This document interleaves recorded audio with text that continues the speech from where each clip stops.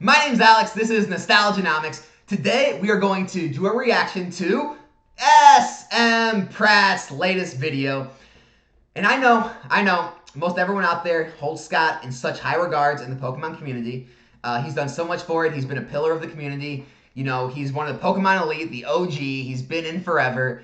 And, I just want to say I've been subscribed to Scott's channel ever since he had just over 1,000 subscribers. I was a member of E4 for over 5 years before recently I got banned from E4 for the opinions and the way I was expressing those opinions in the forum. But that's neither here nor there. That's a subject for another video. I don't hold that against Scott.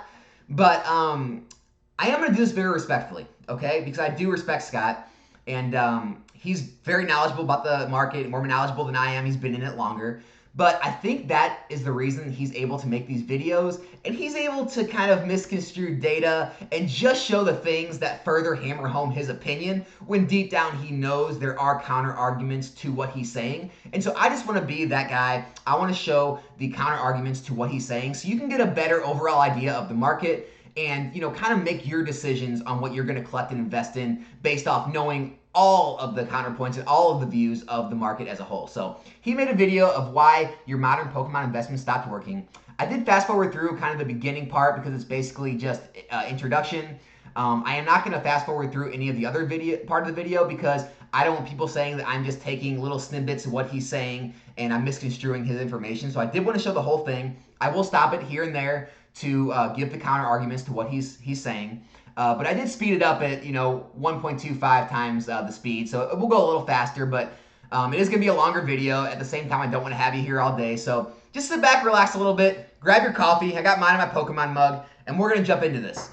Oh, by the way, I do want to shout out, Scott's shirt. He lives just across the bridge from me in Illinois. I'm in Missouri, so he's not that far, and so he's a St. Louis Blues fan as well, so anyone out there, St. Louis Blues, Stanley Cup this year. Am I right? Am I right? I know I got a few Wild fans, so, I'm sorry. I'm glad we're all hockey fans here, but got to stick with my Blues. But, all right, let's jump into this. Let's have some fun. Now, getting into the nitty-gritty, getting into why you're here. What I'm about to say, you need to go ahead and print out a Microsoft Word 72 bold italicized font, put it up on your ceiling next to your Spice Girls poster when you wake up in the morning.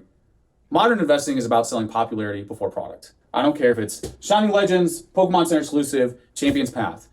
So he's right, to an extent. It's all about popularity with modern product. I do want to point out, though, just look at the background he just talked about. He's got Shining Legends. He's got Celebrations PC ETBs. He's got Champions Path. He's talked about in other videos that he does put modern sealed product away. So no matter how he feels or how he portrays that he feels in these videos, he does believe in modern sealed product to an extent. Otherwise, he would not be spending his money on it and putting it away for the future. I just want to make that point. It is entirely about popularity first before product. Now, I'm all about fundamentals, and I can sit here and break down the difference between Shining Legends and talk about Mewtwo and all the half-art Shinings and go through and break down Champions Path is just heavily about Charizard or the Pokemon Center exclusive ETB. We can sit here and talk about fundamentals all day, but the bottom line is, big picture. Modern is about popularity first, product second. All throughout modern, it's like that. So if we go back to evolutions, obviously a super popular set. You got the base set Charizard in there. You got so much nice vintage art with modern art. Guess what evolutions did for 4 years? Just go ahead and guess if you weren't here. It sat steady. All right. That's a terrible argument, Scott. I'm sorry, man. I'm sorry. That's a terrible argument. Here, let's look at what vintage slabs did in that same 4-year period, okay? Let's go ahead and start out with first edition Blaine's Charizard.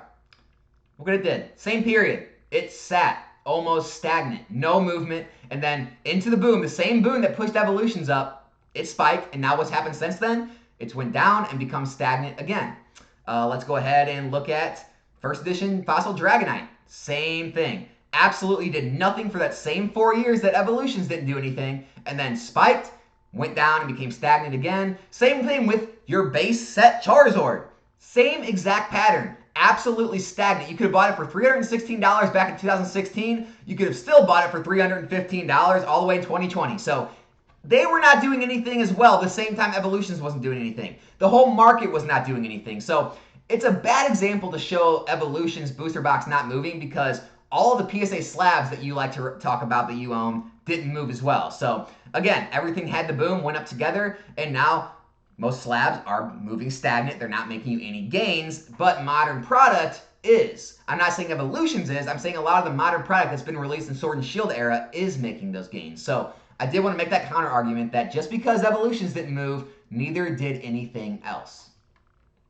At $90 to $100. It couldn't even get up to the Chansey 120 HP. It sat at $90 to $100 for 4 straight years. Why? Because you are investing in popularity over product. Even really good popular sets like Evolutions, it's very tough to find a set that's going to get up there in popularity like Evolutions did. That is just a home run set. It's so good that that set alone brings people into the game.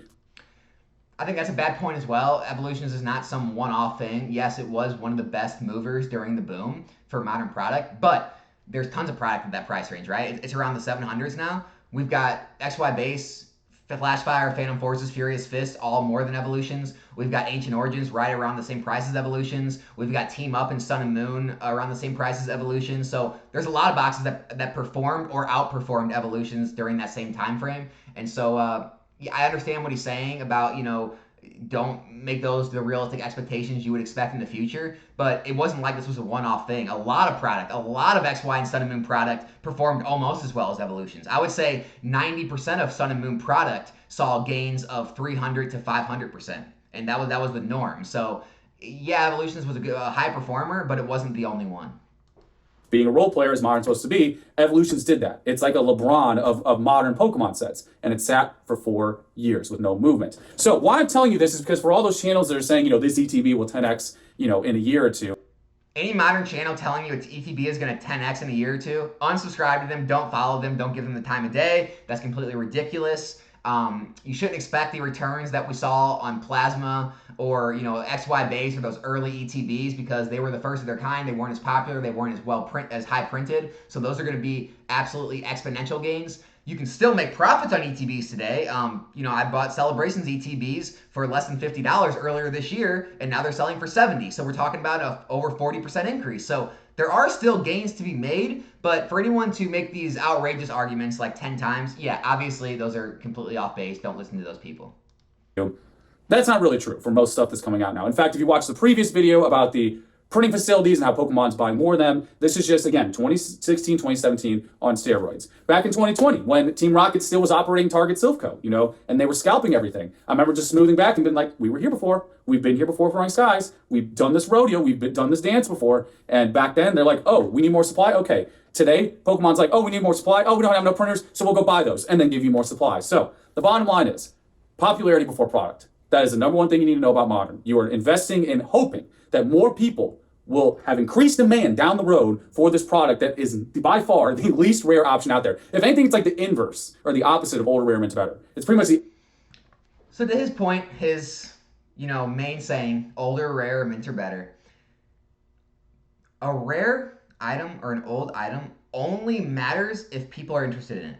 Bitcoin may be the most rare cryptocurrency. Maybe there's others out there. I don't know. Maybe it's the most limited. It doesn't matter. If enough people, if no one believes in it, it'll go to zero. If no one believes in gold, it won't go to zero because gold's actually used in, in mechanics or computer parts, things like that. So gold actually does have a use in life. But, anything out there, just because it's old, it doesn't absolutely mean it's valuable. Just because it's rare or it's mint, it doesn't make it valuable. Let's say you had a rare, mint Pokemon card that has 1,000 copies, but only 2,000 people actually want that card. Well then, yeah, there's going to be some price competition, but what if a modern box had 1 million copies still available, but it had 20 million people that still want it? It's got a 1 to 20 ratio instead of a 1 to 2, meaning those prices are going to see more exponential returns than the vintage item. Now, we're not talking about dollar amount, okay? That vintage item may cost $10,000 and it may rise to $15,000, but that's only a 50% gain. Now, if a modern box has that much popularity and that many people wanting it, that much demand, and it raises from $90 to $250 a box, that's seeing over 150% return. So it's still a better return than you would have saw in that vintage item, even though the price point never hits the same price point as those vintage items. You still have a better chance of making return in modern items because the popularity, the demand is there.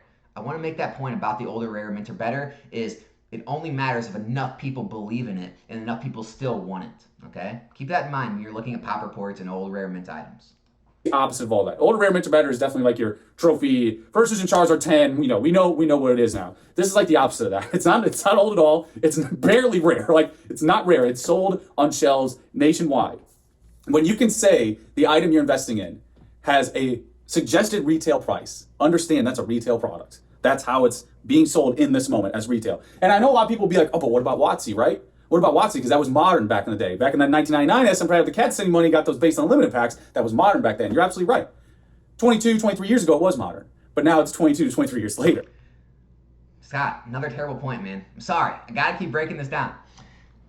It was a completely different world back then. You cannot compare the two worlds, all right? Pokemon went through a fad stage in 99 to 01, and it went almost completely dead for 15 or so years, right? And so to say that, the modern market now is going to emulate the old market, it's completely ridiculous because the world's different. Back then, the internet was still new. Us as kids, we weren't on the internet talking about Pokemon cards. We weren't in chat rooms or AOL Instant Messenger talking about Pokemon. We didn't have a full immersion of social media on Instagram, Twitch, YouTube, Discords, online forums, just completely looking at and talking about Pokemon all day long, constantly having eBay right at your fingertips on your phone, scrolling, looking for deals, having all these auction houses. Today's landscape is a completely different landscape than we had back then. Back then, you had your friends in your neighborhood, you had people at school, you might have went to the card shop once a week, maybe you went to a Toys R Us or a regional here or there. That was it. That was all of your Pokemon interaction with other people in the community. Now, it's full immersion, which keeps people engaged for much longer periods of time, much more money spent. There's 2 generations of collectors now. Pokemon's a much more, I would say, a mainstream accepted hobby for adults and kids now than it was. It was more of a niche thing when we were a kid. So I think it's a bad example talking about how things happen to perform, back then until now. So saying that it took WotC, 20 plus years to get to where it's at, it doesn't mean that it's going to take modern the same amount of time to see returns as well. It doesn't mean you're going to have modern for 10 years and it's going to be a dead hobby like WotC was after 10 years. So I don't like that comparison. It's not a good comparison. It's a different world. It's a different market now. So it has aged, it's evolved, it's leveled up, and now it has become something that is more scarce. And even to this day, and probably, honestly, 25 years from now, you will always be able to buy an unlimited base set Charizard. It's always going to be available. Because again, modern product is about popularity first and product second. That's how it's always going to be. That's the game you are playing. That's why grading and all that stuff is so rife in modern, and not only modern, but set cards at large, because it's not about chasing rarity, it's about chasing those other type of difficulties, like, oh, does this one have the ink blot that makes the first edition stamp look like a lowercase d, or does this one miss the attack there, is this one in perfect condition? So this isn't really a point he's making, but when he's talking about rarity, it all comes down to what you think the future is going to hold. Are people just going to want to chase rarity? Are people just going to be obsessed with the pop reports and chase the low pops? Because that's not what we're seeing right now.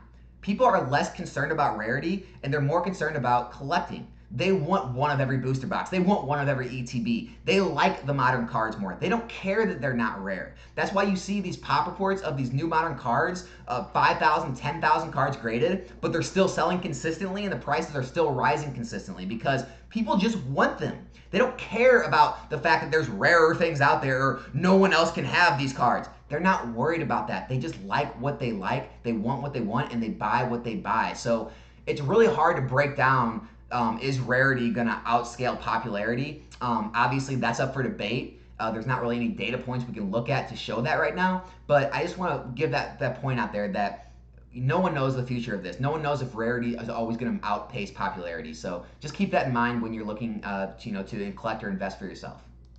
These are like the little detailed, nuanced things you got to get into when you're trying to invest in modern, whether it's 1999 WotC or modern today in 2022. And I wrote down, some examples for people who say, but wait, what about sealed, right? What if I just hold that sealed product? So like we said with Evolution, sat for 4 years, sealed, 4 years, did nothing. Right now, Chilling Reign ETB, you see that all the time in the clickbait channels. How many Chilling Reign ETBs should you buy? Well, if you did buy them, there hasn't been any movement in a year. They've sat at the exact same price. They've done.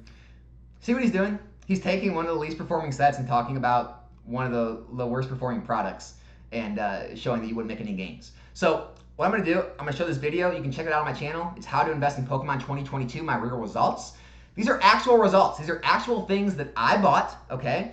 I I bought them this year in January, February, okay? I held them until now, and if you were to sell right now at market price after eBay fees and shipping, you'd be up around 35 to 40% on your investments. These are Celebrations UPCs. These are Celebrations ETBs, Evolving Skies ETBs. I even threw Battle Styles in there to make it fair, okay? And we're talking market prices, okay?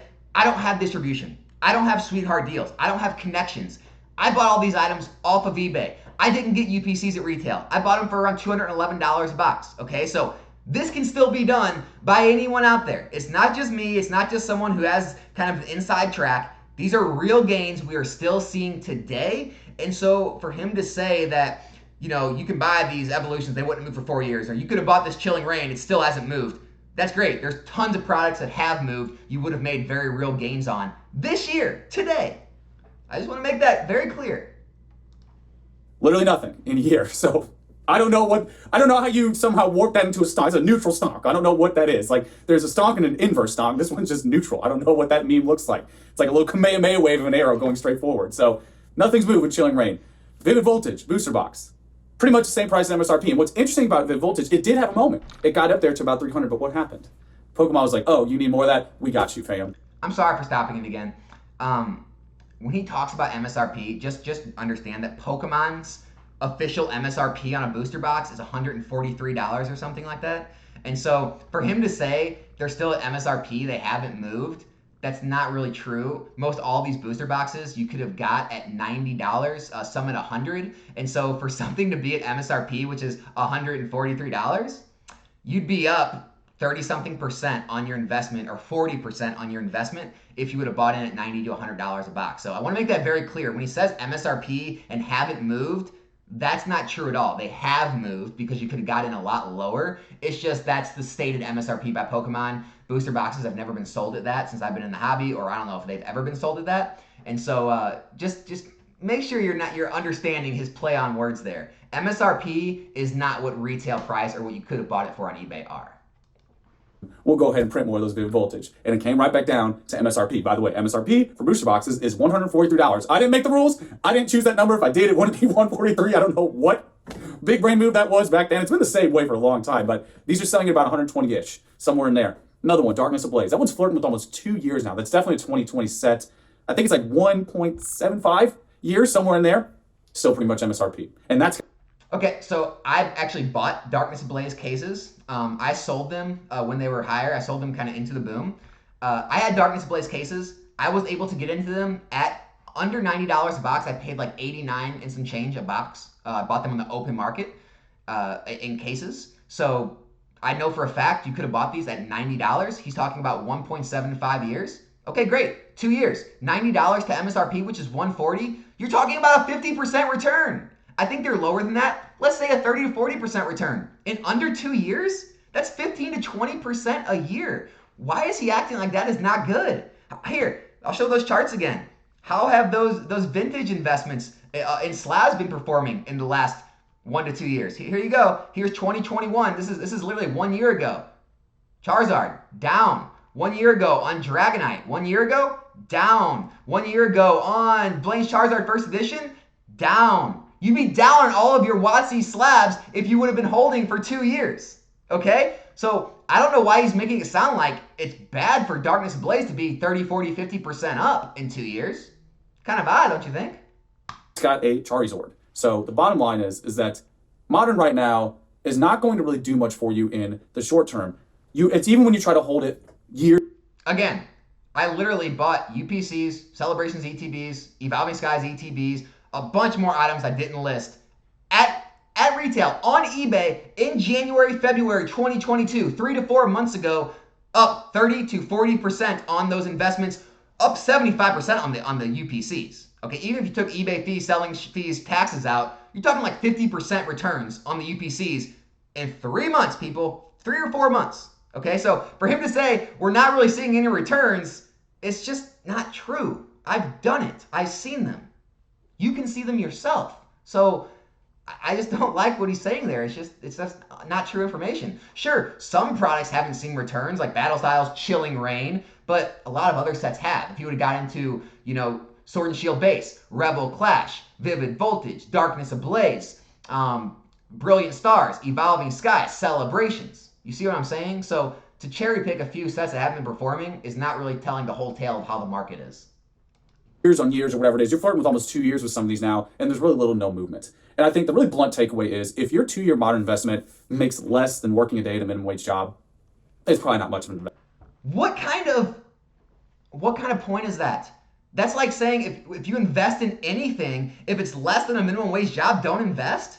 Do people put money in the stock market, okay, to make a better income than they do working? No, that's not what an investment is made for. You're not trying to be a full-time investor. You're trying to make money off of your money instead of letting it sit in savings or letting it sit in a different investment portfolio. So for him to say that you could just work a minimum wage job and make more than your investments are making, that's not really what we're trying to compare this to. We're trying to compare the Pokemon field of modern investing to how other markets are performing, like the stock market in general, or where you can put your money elsewise, bonds, savings accounts, whatever it may be. So that is an absolute terrible point. For him to make that point, we might as well make the point of, well, why would you invest in a 401k, or why would you put money into a Roth IRA or stocks in general if you're not going to make good returns? Because a good return in the stock market is 10 to 12% a year. So I think you can make a lot more money just working. Why not just keep working and not put your money in any investments?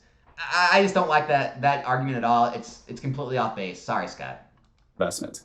You're not going to hear that on the clickbait channels, because they really want to get you pumped for buying this product that is still being printed today, that has a manufacturer suggested retail price. What is the MSRP on a Trophy Kangaskhan? What's the MSRP on a Unicarp? What's the MSRP on a PSA 10 first base Charizard? So you get... They don't have MSRPs, right? But how have they been performing? That's the real question. How have they performed in the past 2 years? Okay, so how have they performed 2 years ago until now? And how have modern sealed investments performed 2 years ago until now? Guarantee they're beating them. I guarantee they're beating them. The idea here is that I think a lot of people falsely take some of these words and carry them over into modern, and they don't really go deeper and say, yeah, a lot of this stuff is still being printed today. It's not about the actual cards in there. It's about the popularity first and then the product. And I know a lot of people are gonna be like, okay, what about the chase cards though, right? Like alt art's super hard to pull, and I talked about in an earlier video, phenomenal. I think everyone and their dog loves alt arts. It's one of those things that you can just go and do a little alt art binder if you want, or get all PSA 9, 10, whatever grade you want. It's a fun, just 10 out of 10 concept overall. The reality is what you're doing when you're buying modern is you're getting into a retail lottery. That's what it is. You're buying a product where you're like, I'm hoping that I get this card. It's luck-based. So now he's talking about pack openers or box breakers, or if you're buying product to open it to hope to pull a card, where I don't know other channels talk about when they talk about modern investing. I hope they're not talking about gambling and trying to pull certain cards. What I talk about is holding sealed product, is getting in at or under retail price, not MSRP price, but retail price, and holding that over a period of time to see gains and then realize those gains, sell, and move back into new product that, again, is under retail price, or at or under retail price. So he's getting into some type of, pack opener or, gambler mindset of when you're going to try and pull this card and then grade it really quickly and flip it to make the biggest stonks you can. And that's not what I talk about at all. So I don't really have much to say about this. I don't think this is really modern sealed investing at this point. That's what you're getting into. It's luck-based. And of course, it's fun. You don't have to see it as an investment. That's why I said in the earlier video, modern is not supposed to be about investing. It's supposed to play a role. And if you are that person who can hit that bullseye, get the Charizard, get the alt art, whatever it is, get the PSA 10, flip it before it all goes down, more power to you. But it is not supposed to be about investing. It's supposed to be about playing a role. In fact, if we go back to the Golden Watsy era. Yes, he's true. He's telling the truth.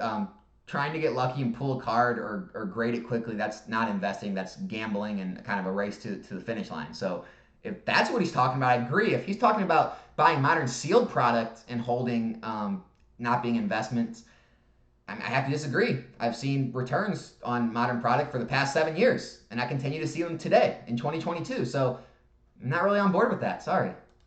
What did it do well?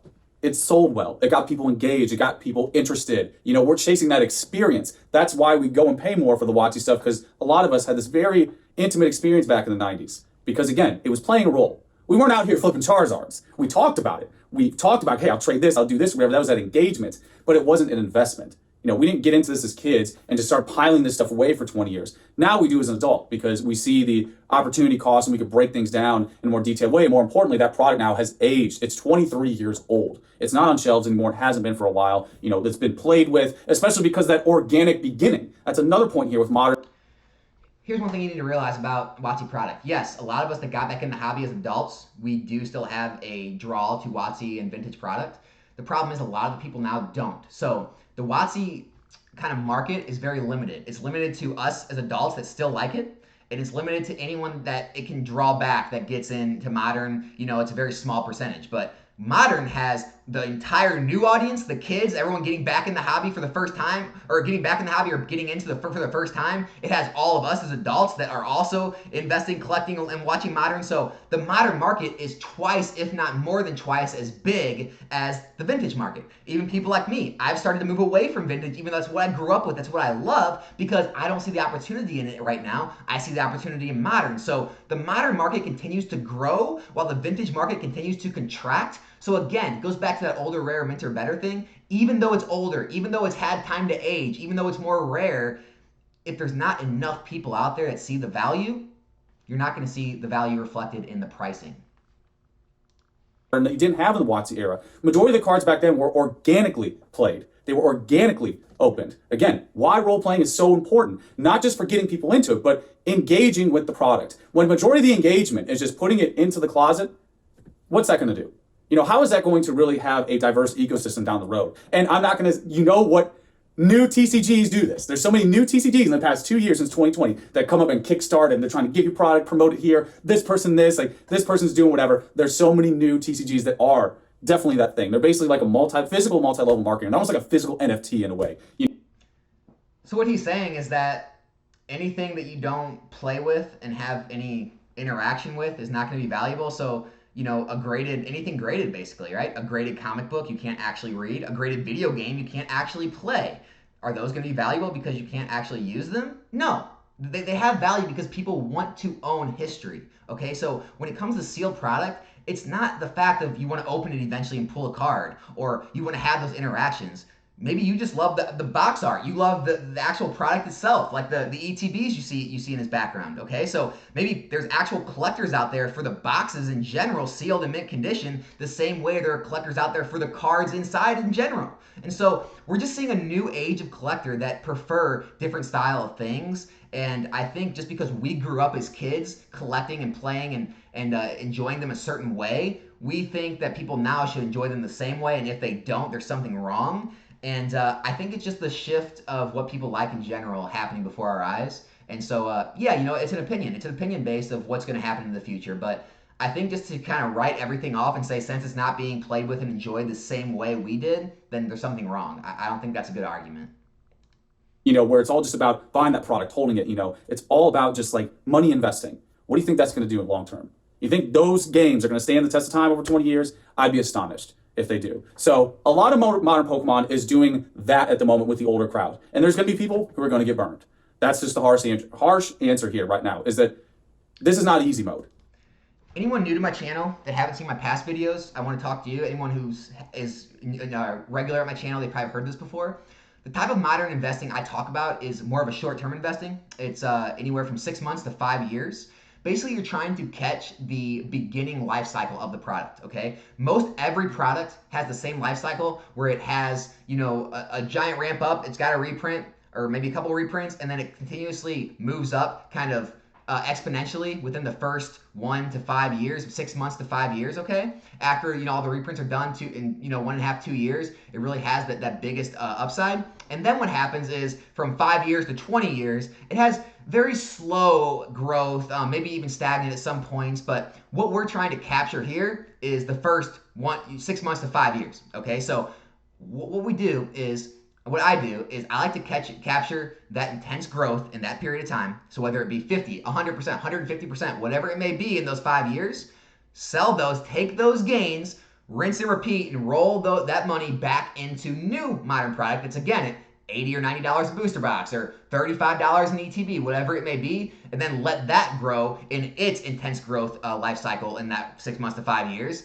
and do the same thing again and again. So when he says if you let it sit there for 20 years, well, yeah, you're going to see a lot different percent growth from day 1 to 5 years than you are from 5 years to 20 years. You may see 200% growth or 100% growth from day 1 to 5 years, but then you may only see, 50% growth for the next 15 years. So what I do, I don't hold things forever. I hold some forever for a collecting purpose or anything that I have all of my money divested from that I just want to hold it and see how it performs. But I like to invest my money for, anywhere in that 1 to 5 year time period. I like to see the gains that I'm expecting, and then I roll that money out of that product and use that capital to do the same process over and over again. It's been working very well for me in the past 7 years, continues to work well for me today. I showed you that video of how you could have done the same thing this year with product. I could sell that product I bought this year, literally 3 to 4 months ago, take a 30 to 40% gain, and then roll my capital back into a new product being printed today. So it's still working. It has worked. I can't really speak on the 20-year hold because I haven't been back in the hobby 20 years. But hey, time will tell. Time will tell. More printers, more product, more downward pressure, more competition. The opportunity cost, what we said earlier with the positives of being easy to entry is everyone's competing with you. SMPratte 1999 with the cat sitting money might pull that Charizard and compete with that person who's got like $100,000 liquid, because that's what you're dealing with here. Ease to entry means everybody is competing with everybody. There's not much optimization you can do because it's so easy to entry. It's so accessible. So as for chase cards, the stock market is ease of entry too, right? Anyone can open a brokerage account, anyone can deposit money, and anyone can invest in anything they want. You can invest in any stock, any mutual fund, any ETF, it does not matter. So you could argue easier to entry than Pokemon because you don't even have to find it on the retail market. You can just literally buy it any day for whatever price the market is valuing it at. So I don't like that argument either. Yeah, they're great, but again, it's retail lottery. And I think another valuable point here is that this guy, Champion's Path, is a perfect example of what I mean by that. This right here is the perfect poster child for modern Pokemon in a nutshell. Put this next to your Spice Girls poster above your bed with, modern Pokemon is about popularity for product. Uh-oh, we got an ad. Hey, we gotta get SMPratte paid a little for this, right? Because it's on my channel, I'm happy to watch his ads and get him a little bit out of this. I hope all of you are enjoying this video. I know it's a longer one. It's over 30 minutes now, so I always like to put in, one of my little watch tests. If anyone is watching this, let's think. Well, what should we put in the comment section? I know it's been Philly cheesesteak in the past, but I know what we're gonna do. We're gonna put in Stanley Cup. Type in Stanley Cup in the comment section if you made it through all the way to this point in the video. 9,000 copies graded. This set is 2 years old.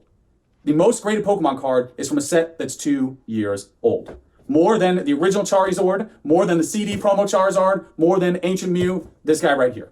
2-year-old set, most graded Pokemon card. Thanks for coming. That's the TED Talk. I'm going to go ahead and show you that chart again of the Charizard.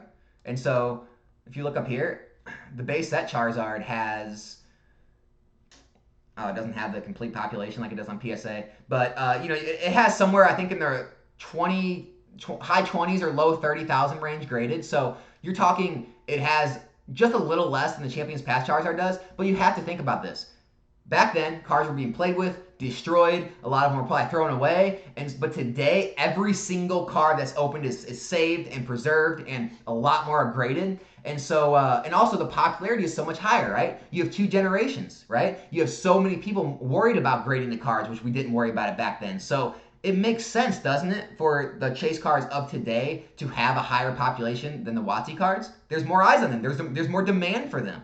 That's the reason you see chase cards today, even with those insane numbers. You see the Burning Shadows Charizard, you see the Hidden Face Charizard with thousands of the pop report, but you still see the prices steady and rising. Why is that? Because there's still more demand than there is supply in the market. So just because the supply is higher, it doesn't mean there's not going to be a demand for them.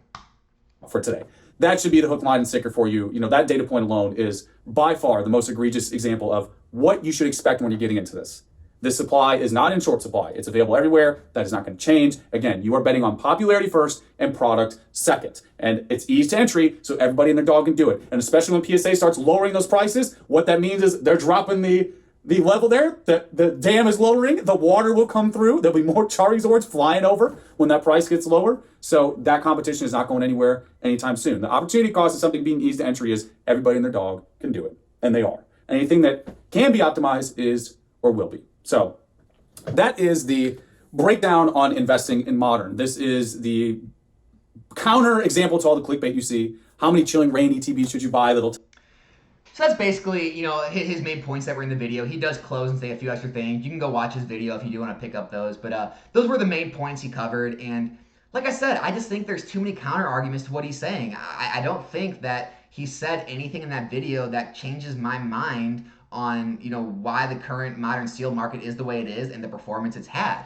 Some of the examples he was trying to give of poor performing products, such as Vivid Voltage or Darkness Blaze booster boxes, were actually good examples. I mean, if you can make 15 to 20% on an item a year, I think that's a great investment, right? Especially in a down market, especially when PSA slabs are continuously trending down. So I don't know if he's talking about transferring your money into vintage slabs or just not buying anything at all. I'm not sure what he's talking about, but obviously, Modern Steel is still performing well. I showed my own examples. I know how I'm doing. I'm doing very well in Modern Sealed, and I've been doing well for the last 7 years. So until I see something drastically change in the market, I'm going to keep doing exactly what I'm doing. I have said this before. I think a lot of the larger OG investors who have been in since the beginning, who have very large positions in WotC products, they seem to be a little more biased towards vintage, and I don't know if that's because they have so much of it or if they don't connect as well to modern. I'm not sure, but I grew up with vintage. I had a very large percentage of my investment in it. I saw the market shifting, so I did divest from those positions and sold a lot of it, and now I mostly focus on modern because I'm trying to shift with the landscape of the market. Maybe a lot of them, are trying to kind of hold back the market and keep it back on vintage and don't want to let it shift. I'm not sure, but those are my counter arguments to his points. Take them for what they will. Beat me up in the comment section if you think I'm off base. Let me know if you agree with some, disagree with others. If you're finding the channel for the first time, I don't do a lot of these reaction videos. I do have my own content. I do talk about, kind of the Pokemon market, Pokemon investing, Pokemon news type stuff. So make sure you stick around for more of my videos in the future. And again, for anyone who stayed this whole time, if I see some Stanley Cups in the comment section, I'm gonna be flabbergasted because I can't believe you sat through this whole video. But for all you did, you're the real ones. I really appreciate you watching, and I will be back here with a new video soon. And also, shout out to Scott again. No disrespect. I understand where he's coming from. I understand his views on vintage over modern. He's been in the hobby a lot longer than me. He knows a lot more about the market. I just think things are shifting so quickly these days that some people just they see things differently, or maybe they're not keeping up with it. But I'm keeping up with it. I'm really in tune with the modern markets, and I think they are here to stay, at least for the time being. So my name's Alex. This is Nostalgianomics. Hope you enjoyed the video. I'll be back with a new one soon. I'm out.